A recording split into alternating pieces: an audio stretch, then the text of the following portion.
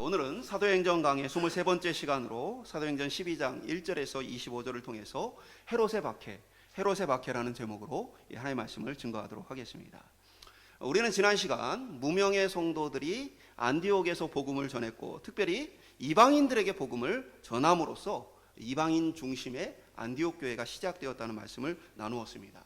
예루살렘 교회는 그 일을 확인하기 위해서 이방인 출신인 바나바를 보내게 되었고 그의 사역으로 교회는 더욱더 성장하게 되어집니다.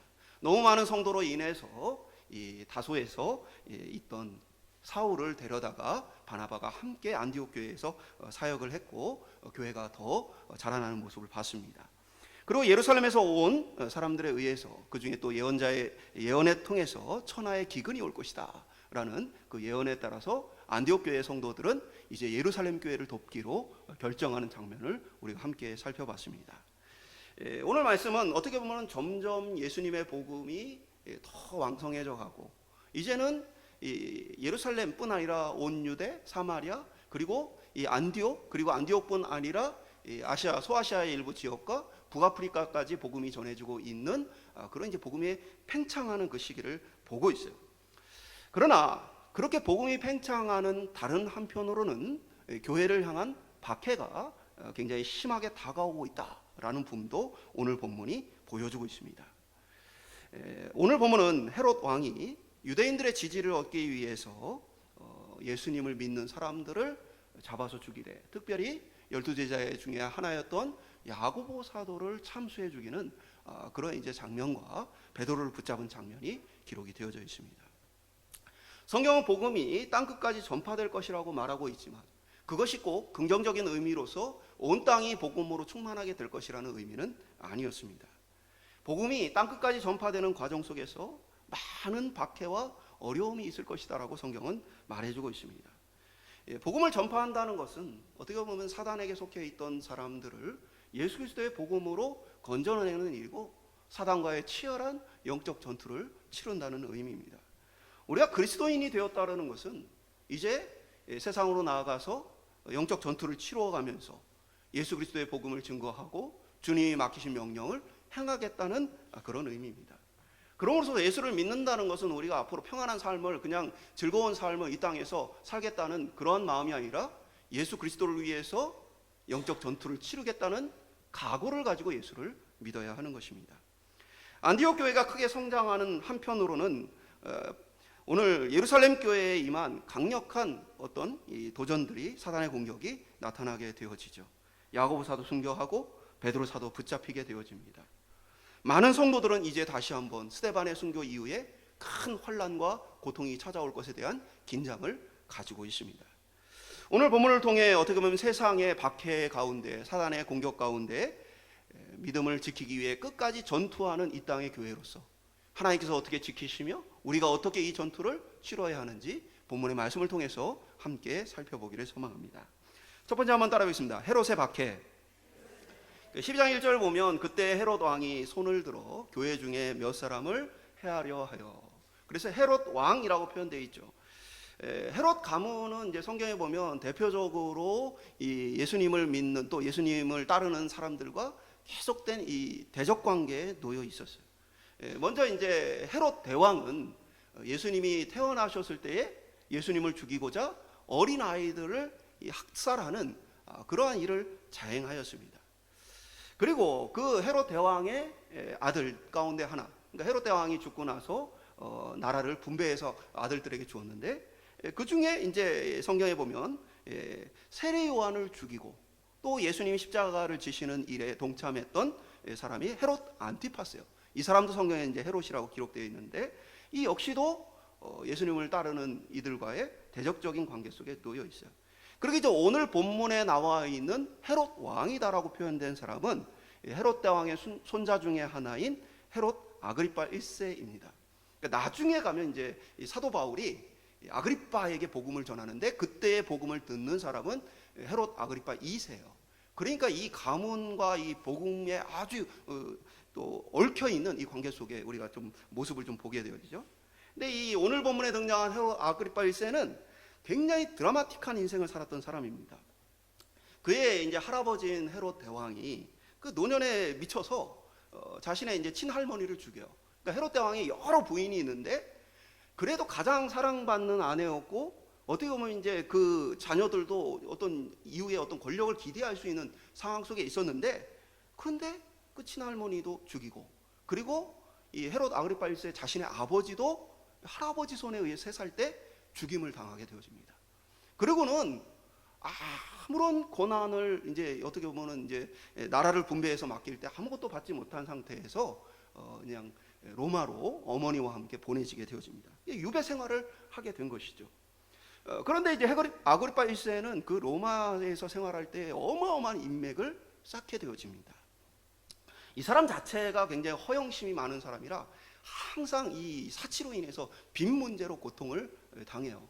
그래서 어머니가 한 번은 갚아주고, 한 번은 우리가 성경에서 잘 아는 이 세례요한의 죽음과 관련되어 있는 헤로디아, 이 헤로디아가 헤롯 아그리파 1세의 누나예요. 그래서 나중에는 이 누나가 빚을 갚아주기도 합니다. 그러니까 이런 허영심이 많은 사람이었지만 어쨌든 로마에서 많은 인맥을 쌓고 강력한 힘을 등에 업게 되어져. 이 로마의 황제가 바뀔 때 이제 이 로마 황제를 추천하잖아요. 그때 헤롯 아그리파 1세가 이 추천했던 가요가 황제가 되지 못합니다. 그것으로 인해서 어떻게 보면 정치적인 숙청에 의해서 감옥에 갇혀서 감옥 생활도 해요. 그런데 그가 죽고 나서 자신이 추천했던 이 황제가 등극하고 나서는 풀려날 뿐 아니라 일부의 지역, 유대 주변에 이두메나 이런 헤롯 빌립이라는 통치자가 헤롯 대왕의 아들이 다스렸던 그 지역을 대신 통치할 수 있도록 권한을 받게 되어집니다. 그리고 이제 왕이라는 칭호를 받게 되어져요. 그러고 나서 이제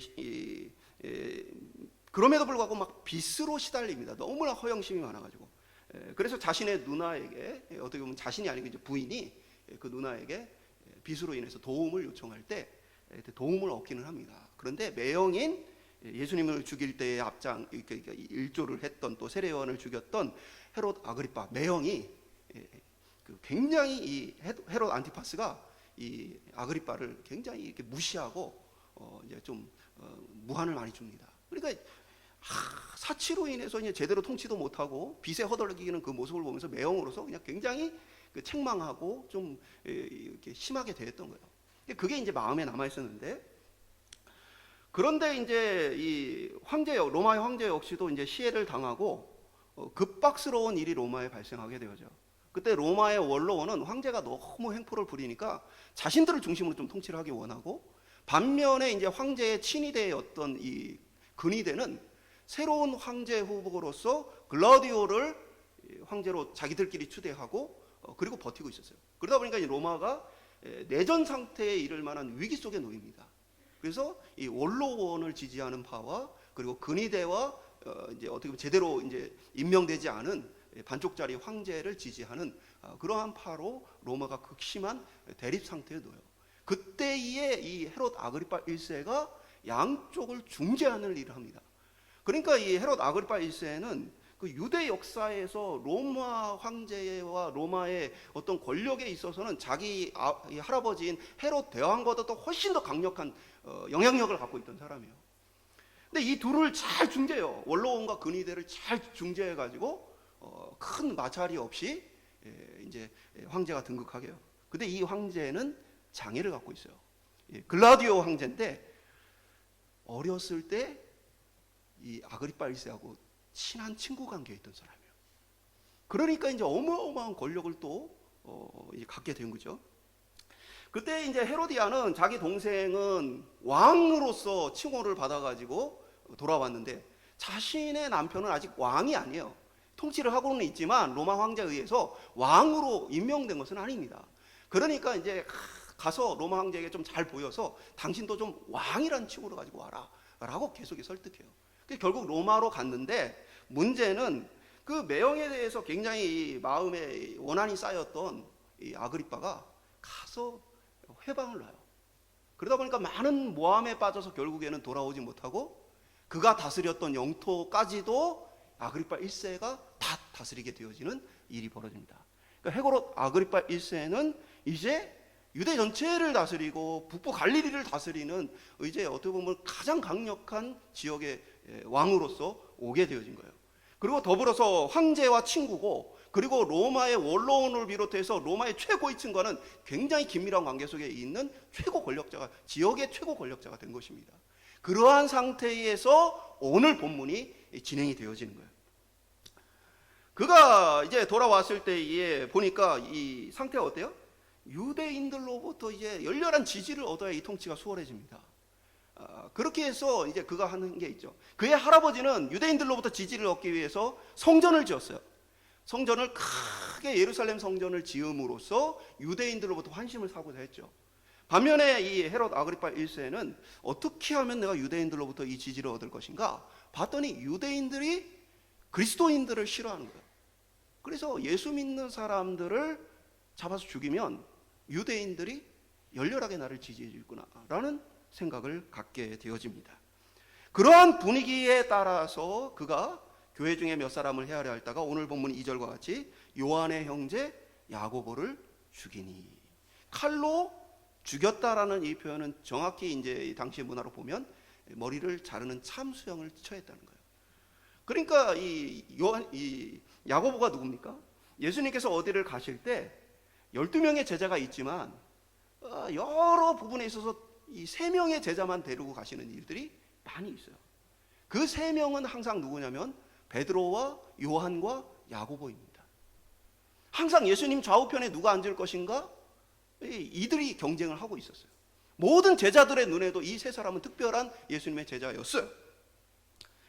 그 중에 하나였던 이 야고보 사도를 처형했어요.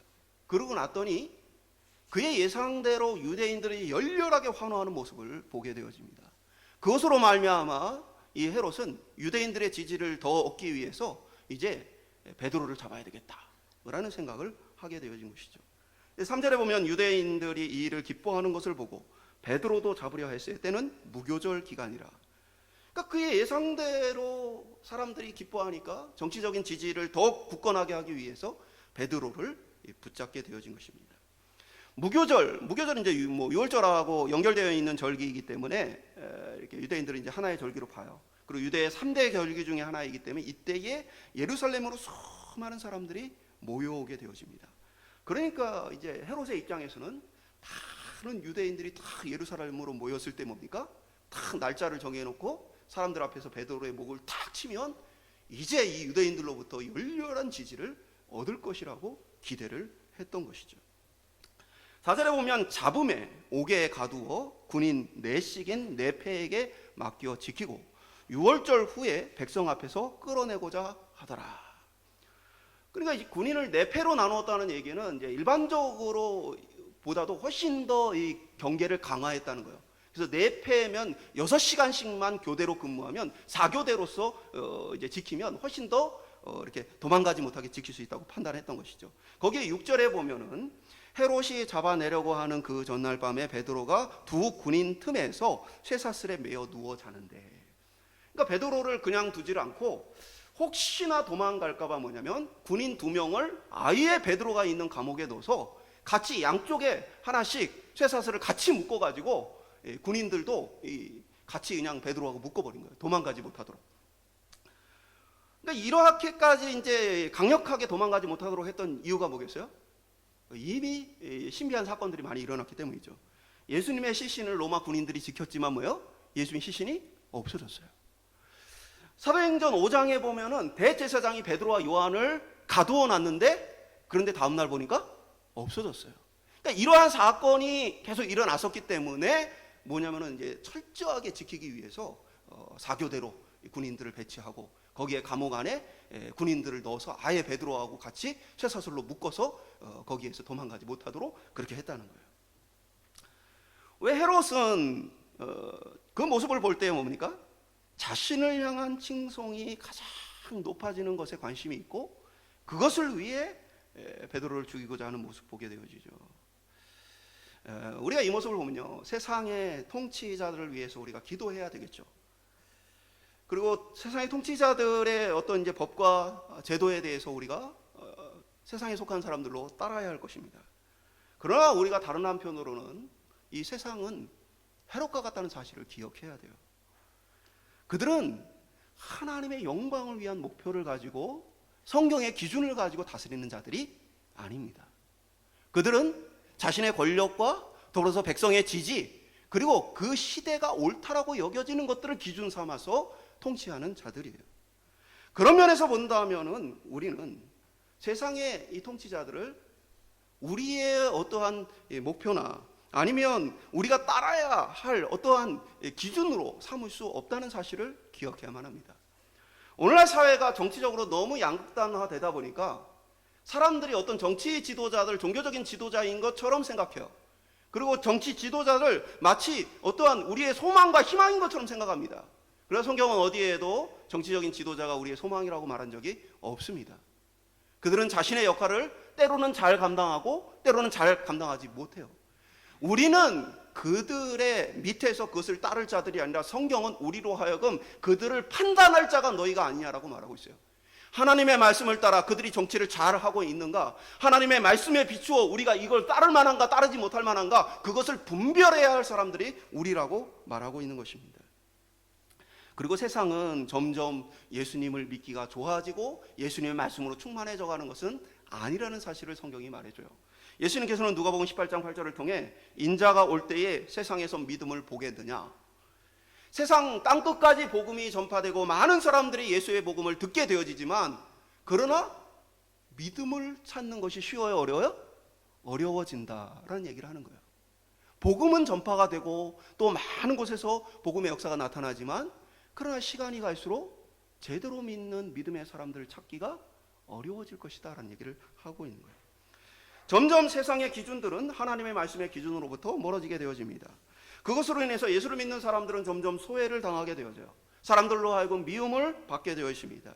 예수님께서 하셨던 말씀도 요한복음 15장에 반복적으로 나와 있는데, 특별히 요한복음 15장 18절에 보면 세상이 너희를 미워하면 너희보다 먼저 나를 미워한 줄을 알라 라고 말씀하십니다.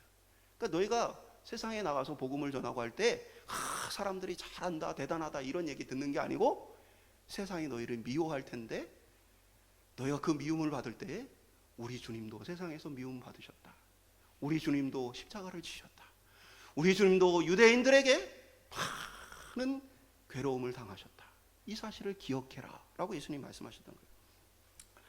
예수님께서는 실제로 많은 이들이, 예수님이 따르는 이들이 박해상에 놓일 줄 알았어요. 그래서 뭐라고 말씀하셨습니까? 너희가 나를 따를 때에 뭡니까? 부모나 형제나 전토나 집이나 이런 것들을 버리고 나를 따르라고 말씀하시죠. 실제로 박해로 인해서 많은 사람들이 자신이 가족들로부터 버려지고 자신이 가졌던 재물을 빼앗기고 삶의 많은 것들을 잃어버리는 일들이 일어나게 되었어요. 특히 이제 로마의 박해 시대에 많은 사람들이 대단한 박해가 있었다고 생각을 해요. 실제로 이 로마 시대에 보면 원형 경기장에 사람을 집어넣어서 사자들이 그리스도인들을 잡아먹게 했어요. 그리고 장대에 사람들을 매달았어요.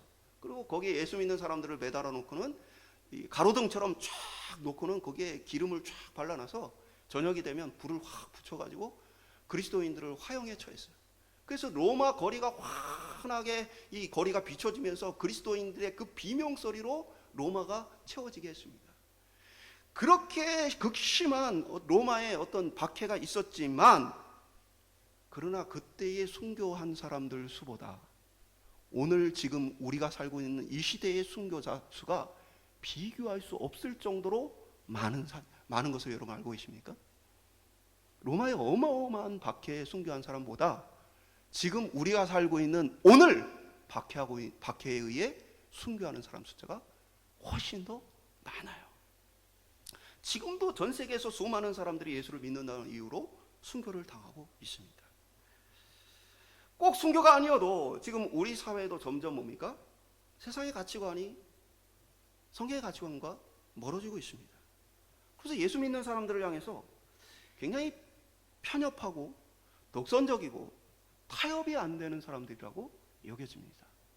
그래서 많은 지식인들은 예수 믿는 사람들을 광신자로 여기면서 무시하는 그러한 사회적 분위기가 많이 형성이 되어 있어요.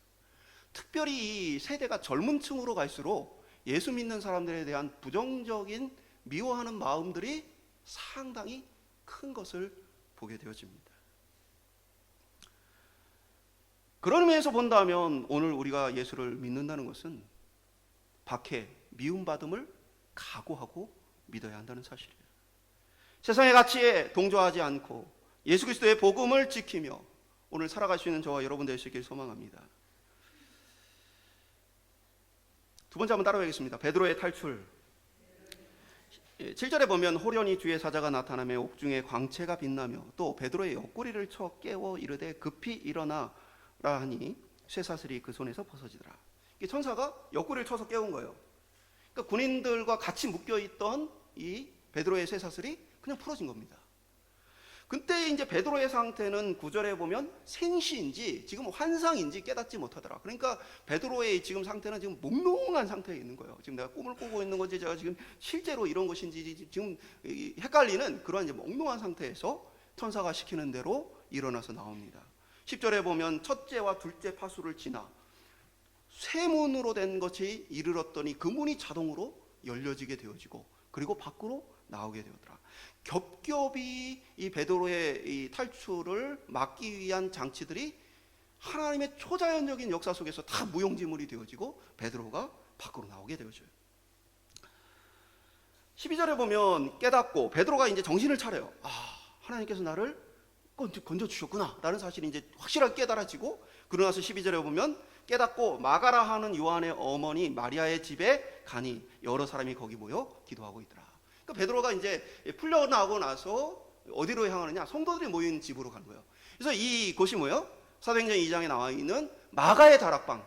정확히 말하면 아들 이름이 마가, 또 아들 이름이 요한이에요. 그리고 그 어머니의 이름은 마리아인 거죠. 그래서 그 집에 가서 이제 성도들이 모여 있을 것이라고 생각하고 그곳으로 가게 되어집니다. 여러분, 이 마가는 우리 사복음서 중에 하나인 마가복음을 쓴 사람이 마가예요. 근데 예수님의 제자로서 예수님과 함께 했어요, 안 했어요? 안 했어요, 이 마가는. 그런데 어떻게 마가복음을 기록했어요? 베드로가 이 마가를 내 아들이라고 여길 만큼 영적 아들로서 여겼던 사람이에요. 그래서 베드로를 통해 들었던 것을 마가복음에 기록한 거예요. 나중에 이제 이 마가에 대한 사건은 또 계속 나와요. 바나바의 사촌이기도 합니다. 선교 여행을 따라가기도 하죠. 근데 그의 집에 갔어요. 그 집은 어떤 상태였겠어요?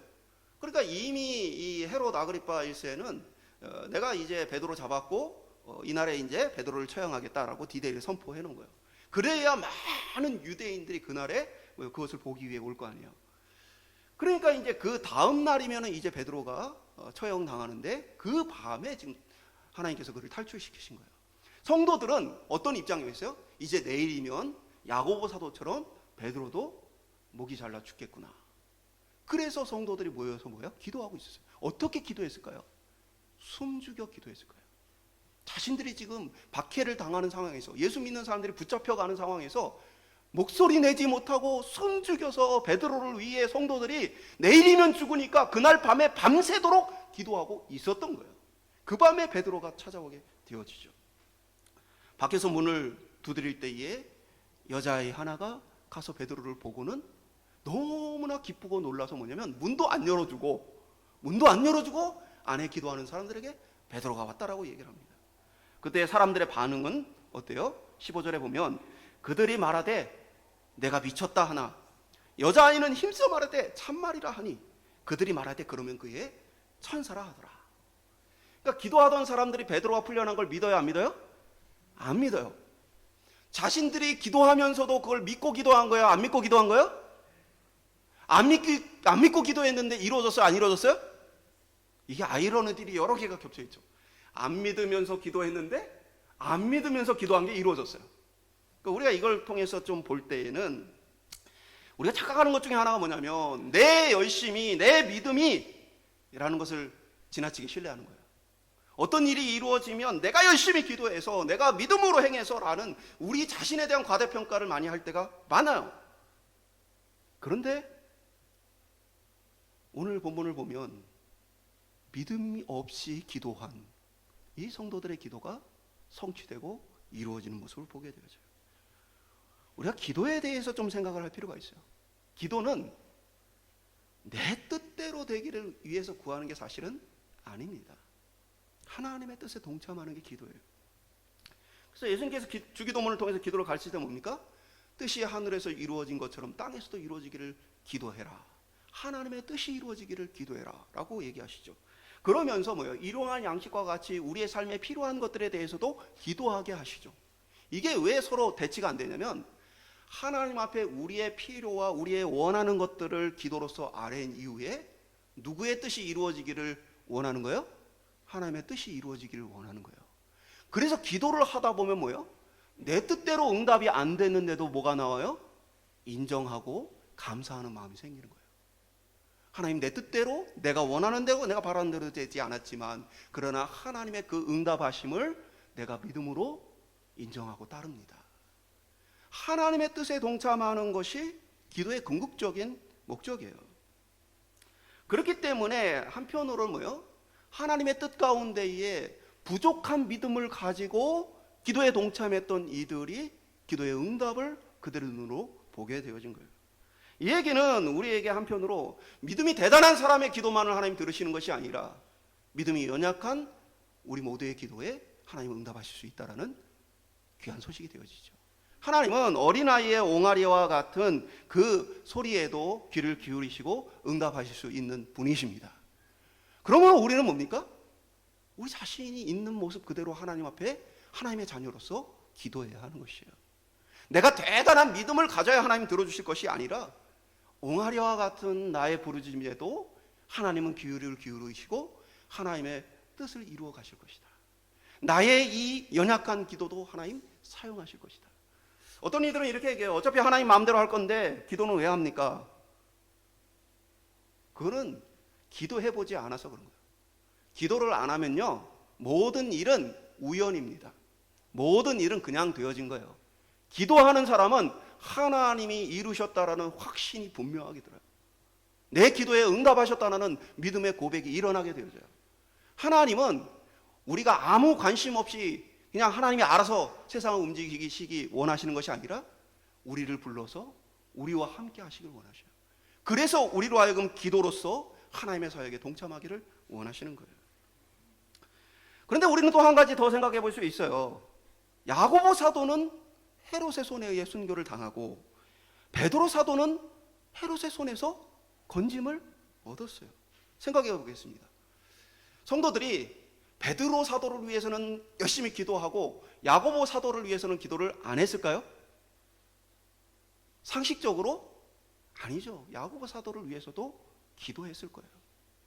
그러나 하나님의 계획은 야고보 사도는 순교를 당하도록, 그리고 베드로 사도는 초자연적인 기적적인 역사를 통해 풀려나도록 하셨습니다. 이게 바로 하나님의 각자를 부르신 부르심의 자리예요. 오늘 우리는 하나님이 우리를 어떻게 부르셨는가? 각자의 부르심이 있어요. 똑같은 방법, 똑같은 사역으로, 똑같은 모습으로 우리를 부르시는 게 아니에요. 하나님은 우리 각 개인을 향한 자신의 영광을 위한 부르심이 있어요.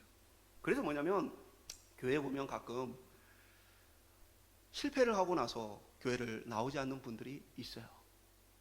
세상적으로 사업이 망하거나 여러 가지 가정의 어려움을 만나거나 뭐 이혼을 하거나 그러고 나면 자신의 그 실패감으로 인해서 교회를 나오지 못하는 사람들이 있어요. 그런데 때로는 그러한 실패의 자리도 하나님께서 우리를 어떻게 한 자리예요? 부르신 자리예요. 그 자리에서 믿음을 고백하며 신앙생활을 하는 것이 뭡니까? 많은 사람들에게 감동을 줍니다. 여러분, 이 간증 중에 하나 뭐냐면 대부분 내가 과거에 이랬는데 예수 믿고 성공했습니다, 이런 간증이 많았어요. 근데 그 간증을 들을 때 실패한 사람들의 입장에서는 때로는 너는 문제가 극복이 되고 해결이 됐으니까 그렇지, 나처럼 이렇게 계속 실패만 반복하면 똑같은 마음이냐, 이런 생각이 들 거예요. 그런데 실패 가운데, 고통 가운데, 어려움 가운데 있는 이가 끝까지 믿음을 지키며 하나님 옆에 나아가는 모습을 볼 때에 많은 사람들에게 위로와 힘이 되어집니다. 마찬가지로 야고보 사도의 순교를 볼 때에는 예수 그리스도의 복음과 예수를 믿는 일은 이 땅에서 우리가 생명을 잃어버리는 일보다 훨씬 더 가치 있는 일이다라는 사실을 보여주는 거예요. 그러면서 많은 사람들로 하여금 순교의 각오를 가지고 예수님을 믿을 수 있도록 하나님께서 사용하시는 은혜의 도구이기도 한 거예요. 반면에 베드로 사도와 같이 때로는 하나님께서 그를 건지셔서 여전히 하나님께서 맡기신 일을 감당하게 하시는 하나님의 권세도 보게 하는 것입니다. 우리 하나님이 힘이 없어서 헤롯의 손에 죽게 하신 게 아니야. 우리 하나님이 능력이 없어서 버려두신 게 아니야 라는 사실을 깨닫게 하시는 거예요. 오늘 저와 여러분이 세상의 박해보다, 때로는 세상에서 여러 가지 어려움을 겪는 것보다 우리 주 예수 그리스도를 믿는 믿음을 더 귀하게 여길 수 있기를 주님의 이름으로 축원합니다. 우리를 때로는 성공의 자리에, 때로는 실패의 자리에, 사람들의 눈에는 그것이 성공과 실패처럼 보여지지만 하나님께서는 그곳에서 우리가 믿음을 고백하며 하나님 안에서의 승리를 맛보기를 원하신다는 사실을 기억하면서 우리 있는 그 자리에서 박해와 어려움을 이길 수 있는 저와 여러분 될 수 있기를 주님의 이름으로 축복합니다. 마지막으로 따라하겠습니다. 헤롯의 죽음. 헤롯은 이제 베드로를 지켰던 사람들, 군인들을 이제 신문하고 그러고 나서 그들을 죽이라고 말합니다. 죄수를 놓치게 되어지면 죄수를 지켰던 사람들이 그 형벌을 대신 받아야만 했습니다. 그러한 이제 원칙에 의해서 베드로를 참수해 죽이려고 했던 헤롯은 그 군인들을 전부 다 죽이라고 명령하게 되어집니다. 헤롯의 입장에서 베드로 잡고 싶었겠어요? 안 잡고 싶겠어요? 어떻게 보면 지금 망신당한 거 아니에요. 백성들 앞에서 야고보를 죽이고 나서는 기세 등등 해가지고 내가 베드로도 딱 죽이겠다 하고 선언해놓고 베드로가 없어졌으니 얼마나 어떻게 보면은 사람들의 인기, 허영심에 가득 차 있는 이 아그리빠의 성격을 봤을 때는 얼마나 답답했겠어요. 그래서 베드로를 그렇게 찾으려고 했지만 결국 잡지 못하고 그가 자신의 집 가이사라로 다시 돌아가게 되어집니다. 그리고 20절은 이제 헤롯에게 벌어진 일을 기록하고 있어요. 헤롯이 두로와 시돈 사람들에 대해서 노했다라고 기록합니다. 그러니까 두로와 시돈은 이스라엘 북부에 있는 이방 땅이에요. 그것은 주로 무역이 발달한 곳입니다. 그런데 이들은 무역이 발달했기 때문에 농사를 짓는 사람들이 아니에요. 그래서 양식을 어디에서 구해오느냐? 바로 갈릴리 지역에서 양식을 가져다가 먹는 것입니다.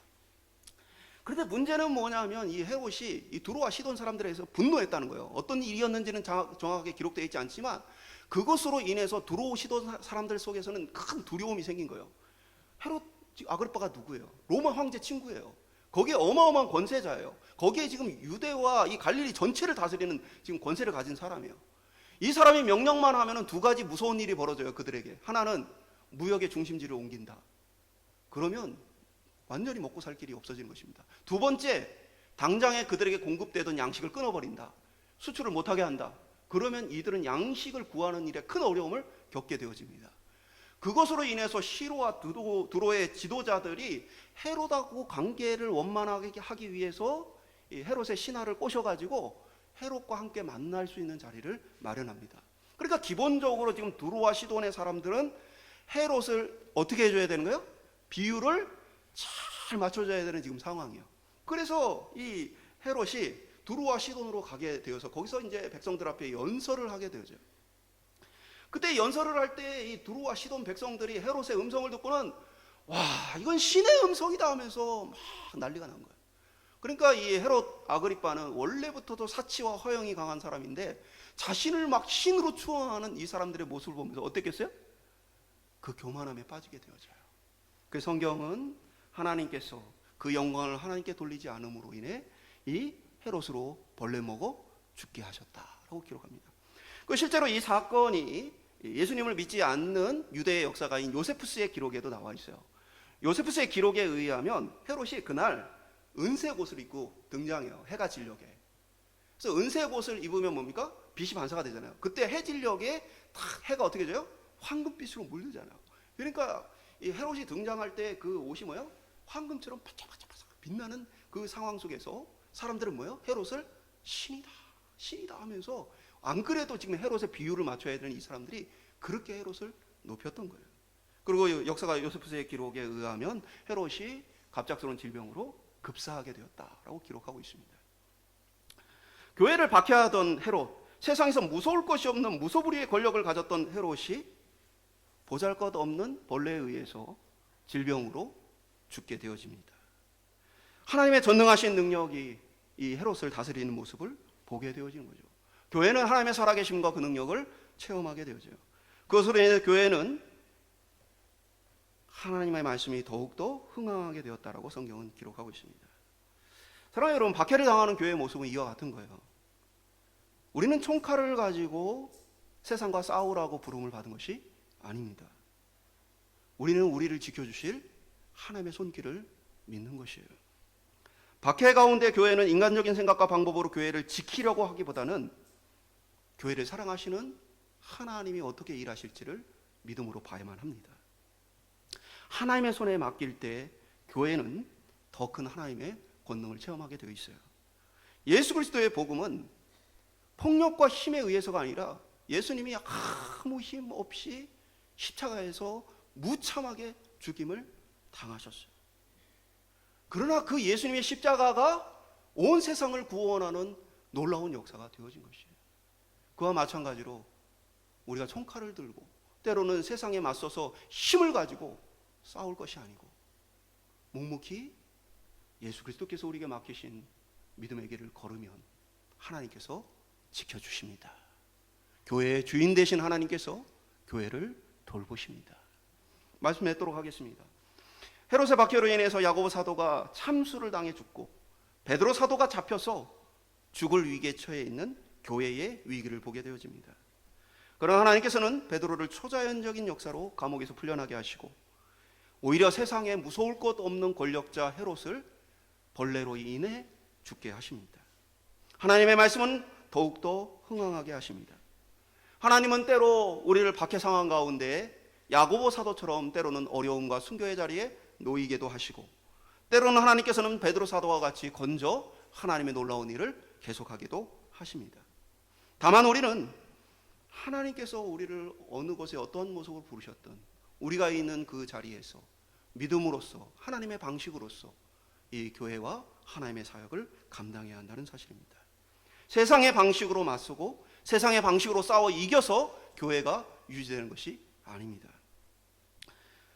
로마라는 이 강력한 나라가 그 많은 그리스도인들을 죽였지만 어떻게 예수 그리스도의 십자가 앞에 굴복했습니까? 로마가 결국 이 그리스도를 믿는 것을 공포하고 인정하고 그 앞에 굴복했던 것은 예수 그리스도를 믿는 사람들이 총칼을 들고 노마를 뒤집었기 때문이 아니었습니다. 예수 믿는 사람들이 예수 믿는 신앙의 삶을 그저 묵묵히 살아왔기 때문이에요. 오늘 저와 여러분이 저를 통해 하나님의 영광이 드러나기를 원합니다. 저를 통해 하나님의 뜻이 이루어지기를 원합니다. 이 믿음의 고백을 하면서 하나님 내가 어느 자리에 있든지 때로는 박해와 어려움, 때로는 인간적인 실패와 괴로움이 있더라도 그 자리에서 믿음을 지켜 살게 하여 주시옵소서. 그것을 통해 하나님의 뜻과 영광이 나타나게 하여 주시옵소서. 오늘 이 믿음을 가지고 살아가는 저와 여러분 될 수 있기를 주님의 이름으로 축원합니다.